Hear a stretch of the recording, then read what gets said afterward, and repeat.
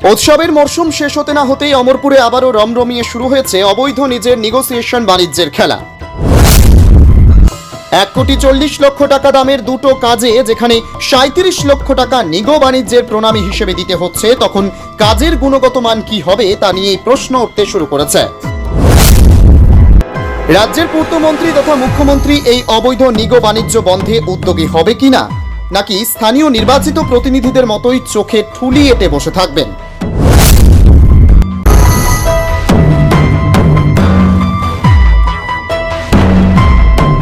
মুখ্যমন্ত্রী মানিক সাহার নেতৃত্বে রাজ্য জুড়ে চলছে ডাকাতদের রাজত্ব। রাজ্যের উন্নয়নের নামে বরাদ্দকৃত অর্থ বুক ফুলিয়ে প্রকাশ্যেই লুটপাট চালানো হচ্ছে। মুখ্যমন্ত্রীর নীরব দর্শকের ভূমিকা পালন করেই চলেছেন। অমরপুরের উন্নয়নের নামে বরাদ্দ 1,40,00,000 টাকা দামের দুটো কাজ বিক্রয় করে প্রায় 37 লক্ষ টাকা রোজগার করল অমরপুর নেগোসিয়েশন পার্টি তথা কন্ট্রাক্টর অ্যাসোসিয়েশন।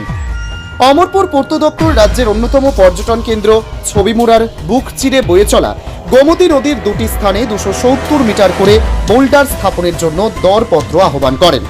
আগামী 28শে অক্টোবর বিকেল 3টে পর্যন্ত এই দরপত্র জমা দেওয়ার শেষ সময়সীমা। সদ্য সমাপ্ত দীপাবলি উৎসবের প্রাক লগ্নে আহ্বান করা উক্ত দরপত্রগুলির মূল্য 70 লক্ষ টাকা করে। অনলাইনে আহ্বান করা উক্ত দরপত্রগুলির খবর প্রকাশিত হতেই সক্রিয় হয়ে ওঠে অমরপুর নেগোসিয়েশন বাণিজ্যের চক্র। গত 23শে অক্টোবর তিপ্রামথা দলের ডাকা বন্ধের কারণে রাজ্যের জনজীবন যখন এক প্রকার স্তব্ধ হয়ে পড়ে, তখন নেগোসিয়েশন বাণিজ্যের পাণ্ডারা প্রায় 70 লক্ষ টাকা মূল্যের উক্ত দুটি কাজের জন্য নিলামে ডাক তোলেন। জানা গেছে যে অমরপুরের এক ইটভাটার মালিক জৈনিক নাগবাবু প্রতিটি কাজ প্রায় 18.5 লক্ষ টাকা করে ক্রয় করে নেয়।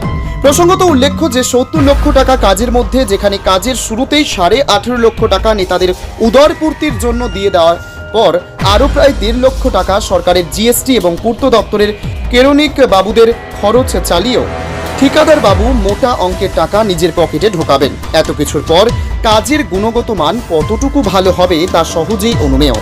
এমতো অবস্থায় রাজ্যের পূর্তমন্ত্রী তথা মুখ্যমন্ত্রীও কি স্থানীয় নির্বাচিত নেতাদের মতোই ধৃতরাষ্ট্রের ভূমিকা পালন করে চলবেন কিনা সেটাই এখন দেখার বিষয়।